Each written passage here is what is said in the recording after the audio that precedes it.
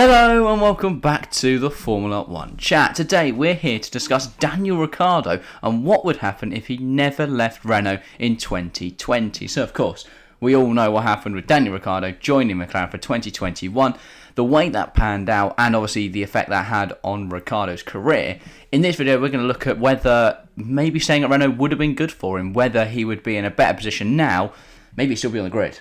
Maybe. So yeah, obviously 2020, let's all take our minds back. Close your eyes if you're watching this video. And imagine 2020, not like Corona and all that, but after that, when we got into the season, Daniel Ricciardo absolutely soaring. Obviously, P5 in the standings, 2 podiums. A very solid season, wasn't it? It was pretty good. I'm just thinking back to it. He was very good in that Renault. He was incredible, and of course, that earned him a knock at the door from a certain Mr. Zak Brown. But in this scenario, Daniel Ricciardo slams the door in the face of Zak Brown. Quite rude. Sorry, Zak, if you're watching. And yeah, we're going to look at what changes then. So, obviously, Ricciardo not going to McLaren. This leaves McLaren with a bit of an issue. Ricciardo stays with the newly formed Alpine team. The knock-on effect of that is, of course, we don't get Alonso in F1. I'd be devastated, but I do love Fernando Alonso. Do you think if Alonso... I do love Daniel Ricciardo. Yeah, do you think if Alonso had... If Ricciardo would say, do you think Alonso would not have joined F1 at all? Would he not be on the current grid? Because I don't know, maybe he joins Aston Martin in 2023 still. But by that point, he would have been out of the sport for 8 years. Exactly, why that's been getting...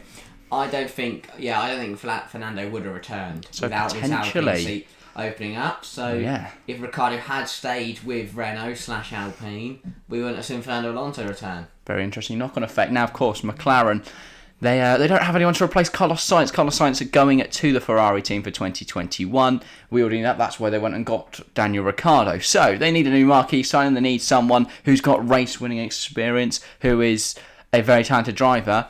I think they'd have gone for Pierre Gasly. I mean, yeah, it would have been off the back of his win in Monza in 2020. Indeed. And he was very quick that year, and he probably would have wanted to push on further with AlphaTauri than they did. Maybe he would have jumped ship to the McLaren if he saw the opportunity to go to a better team. Yeah, so of course, opening up at AlphaTauri. Now, we did see a new AlphaTauri. Well, obviously it was Toro Rosso, no, when they won in Monza. I can't remember. No, it was AlphaTauri. That was AlphaTauri. That was the first year of AlphaTauri.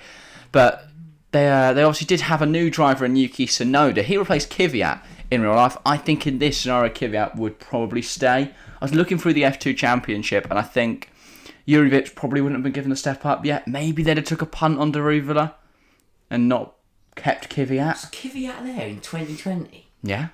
What, the year where Kvyat Gasly he won was 14th in the championship, Daniel Kvyat. It wasn't that bad. I didn't think he was in that. I don't think he was in F1 so recently. And he easily could have stayed. He was not a terrible driver. So I think he probably would have been given the 2021 season. The way he just fell off the face of the earth, I completely forgot he was Doesn't in F1 he now 3 drive years ago. in WEC? Exactly, he's fallen off the face of the earth.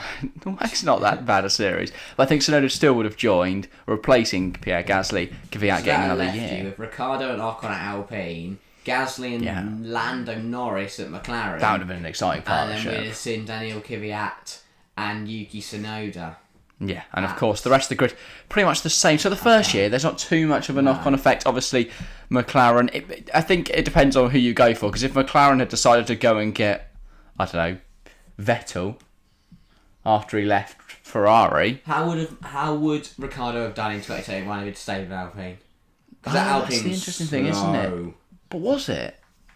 Were they not like 10 11 in the championship, Alpine? It was only Pierre Gasly from the bottom teams that outperformed them. Maybe Ricciardo being in sync with the car would have outperformed Alonso because Alonso had to adapt to the Alpine. I'm thinking more in 2021. Alpine, aren't I? That was slow. That wasn't great. But maybe if Alpine did better in 2021, they would have pushed on better into 2022. But even then, that Alpine wasn't bad. Alonso still scored some podiums at Qatar and stuff. Alonso, he could drive an Alfa. But would Ricciardo have been able to do that? Could Daniel Ricciardo... We've got to remember... Alonso, is he? Yeah, but Daniel Ricciardo at the time was on fire in 2020. Would he have took that form into 2021 rather than crashing and burning at McLaren? We didn't crash. He did win a race in 2021. He did. It went bad in 2022, to be fair. 2021. But even 2021, he struggled. He did. He struggled until he there. got the race win, and then he was not too bad after that. And then into 2022, the new regs came, and McLaren was genuinely one of the worst McLaren cars we've seen since the Honda days of Alonso and Van Dorn, and it was rubbish. It was just rubbish. So, Ricciardo, I think he would have pushed on in 2021. I think he would have done well. Probably. I think he probably would have done well. I think he could have earned himself a Mercedes seat. Oh. So if you think back to 2021, of course, Lewis Hamilton just misses out on the championship. Valtteri Bottas is leaving the team after 7 years. They need a new driver, of course. Obviously, they bring in someone to replace Bottas. George Russell was supposed to be that man, and of course does join in real life in 2022. However, I think if there's Daniel Ricciardo on the market, I think Mercedes would go and get him. I think it's controversial because would they go and block Russell like that? But equally, did Russell look that good at Williams? I don't think he did. I think he did. I think you're forgetting how good Russell was in that absolute he got dog second, of a car. Didn't he, in Belgium? He was quite good, wasn't he? No, he was all right. But, yeah, he did well in that absolute dog of a car. He was sensational. He was really good. I'll take that back. Yeah. I mean, he was actually fighting with Bottas at certain races. I think he was really cocked over as well a lot in that season. George Russell by the Williams pit crew and their reliability and all their various issues. I forget a lot about that. I forget about what happened in 2021 because all I remember is Max versus Lewis in Abu Dhabi. I forget that George Russell and both Williams were both in the points at Hungary, and there's so much happened in that season, especially considering the years since. But if you think about that, we had like Lando Norris almost winning a race, Daniel Ricciardo's winning Monza. I cried that day. I also cried that day. They both happened in that same Lando should have 2021 won that race, man. But yeah, I think if Ricciardo in the Alpine definitely could have finished fifth again, but would he have won ahead of those McLaren Ferrari, potentially. It's hard to say. It is very hard to say. I just think he maybe could have outperformed. He would have outperformed Gasly in his new McLaren. I think. The same for Lando Norris, maybe, because I think maybe the Alpine would be quicker. Maybe Ricciardo would carry on his form. And then it's whether the Ferrari team would have been as quick as they were. Well, they weren't great. But it's impossible to say. We can't go back in time. But I think in this scenario, Ricciardo does push on, earns himself a Mercedes seat, replacing Valtteri Bottas. Now, the knock-on effects, well, we've already mentioned George Russell staying at Williams. I think we'll touch on him later, because that would be another year for Russell in the Williams in 2022. That could leave potential disgruntlements with his Mercedes team and Toto Wolff and all that. But yeah, and then Ricciardo getting that Mercedes seat, there's a spot at Alpine. I think Oscar Piastri would have been promoted in 2022. He definitely would have, because when he was meant to be promoted, wasn't he? To replace Fernando Alonso, and then McLaren and went, no, that's not happening. Well, that was into 2023, of course. Oh, yeah. So that was still a year away, but at this point, Piastri had nowhere to go. The championship. Well, he had nowhere to go. In real life. Here, that seat would have been available. He would be pairing with Esteban Ocon in 2022. So unlucky. Harsh. Ocon's a good driver. Ocon always fights with his teammates. He did fight a little bit with Daniel Ricciardo. Would that be a potential dynamic? The Alpine driver's a bit more feisty. They definitely crashed. Ocon still respected Alonso a lot more than he has his other teammates. So yeah, Alpine promotes Piastri. I'm getting ahead of myself with Alexander Albon. Bottas, I think he's still joined Alfa Romeo. I don't think anything changes there. Maybe Alpine would have signed him and completely binned off Piastri. Yeah. No, but I don't know. I think he probably would have gone. He would have opened up for Piastri. He'd have got the opportunity. Yeah. And then he'd probably done pretty well. Yeah. Yeah, I think he would have done well in that Alpine in 2022.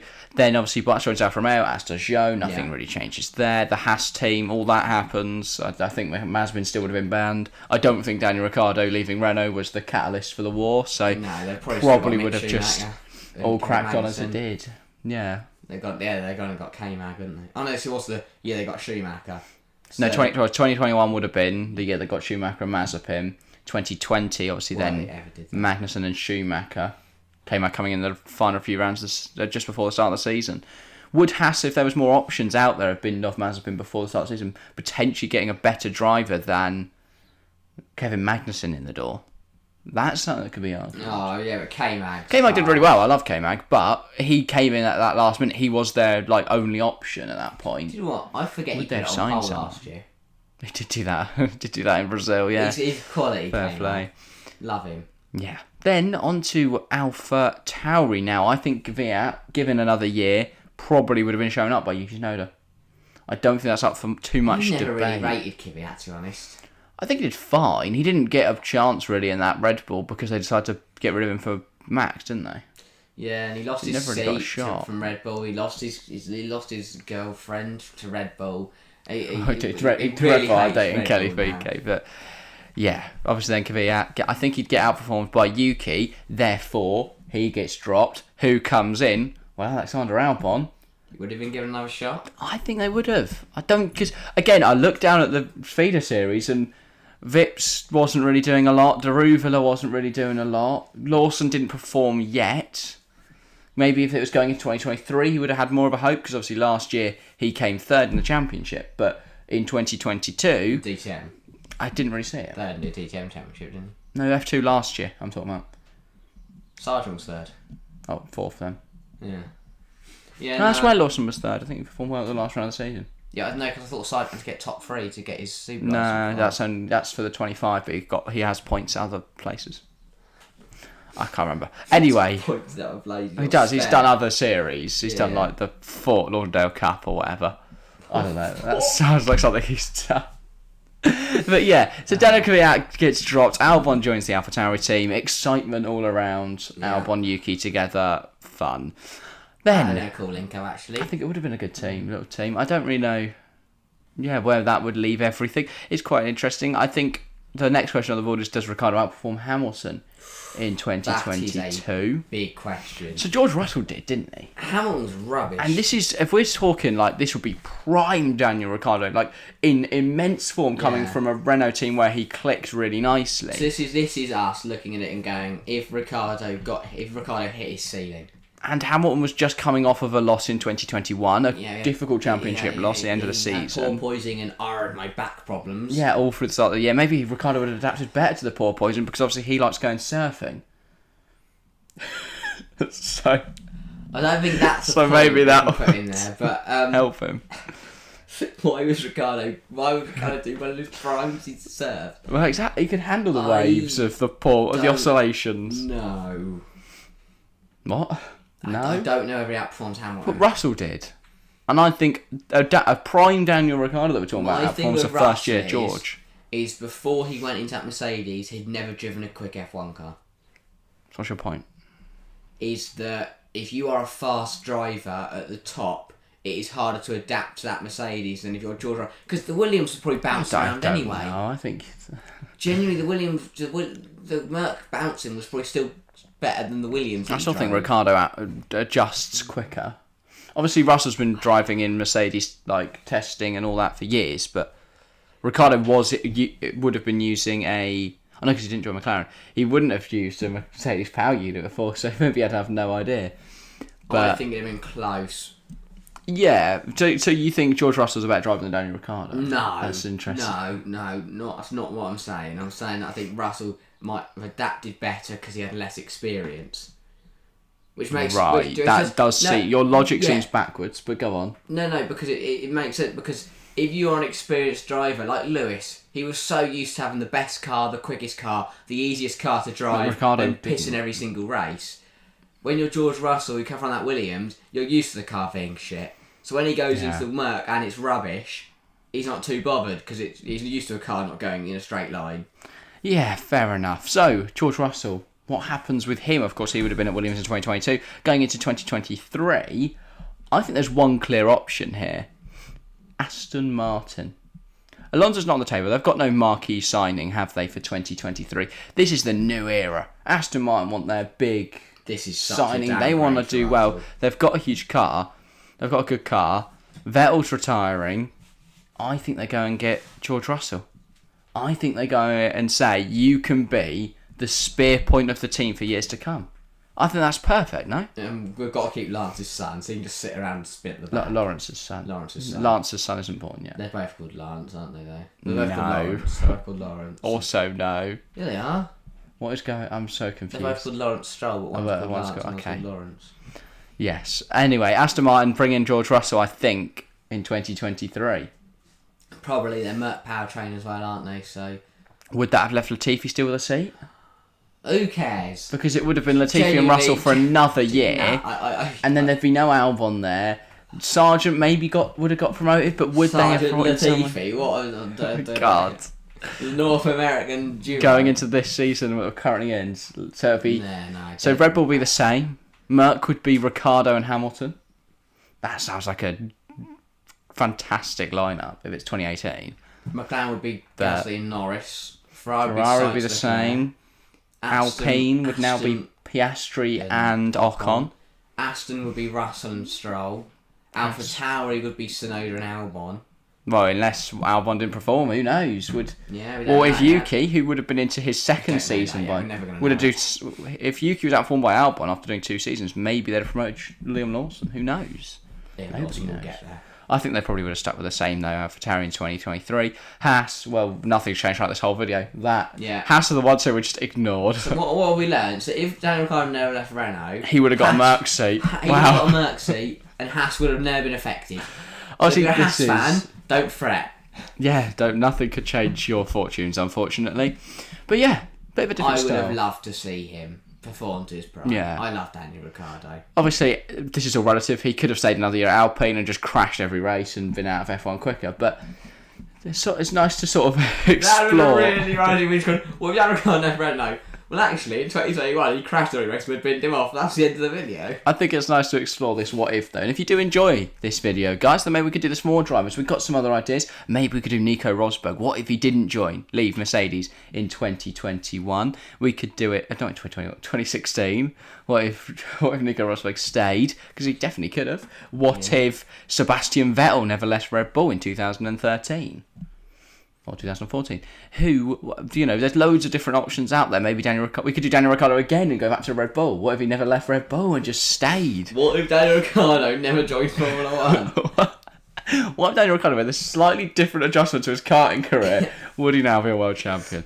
But yeah, all different. There's loads of different. Daniel Ricciardo started driving at the age of 7 rather than 8.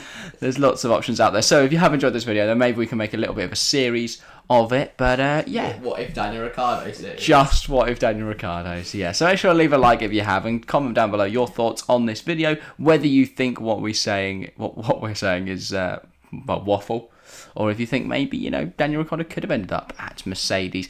Make sure to get your thoughts in the comments down below. Keep the conversation going with how you think Daniel Ricciardo's career would have panned out. And if you've got any more suggestions of drivers we could do, like, I don't know, Albon, maybe he never left Red Bull. Would he now be a world champion? Who knows? Who knows? But yeah, that's all from us today. Thank you all very much for watching. And yeah, we will see you next time. See ya.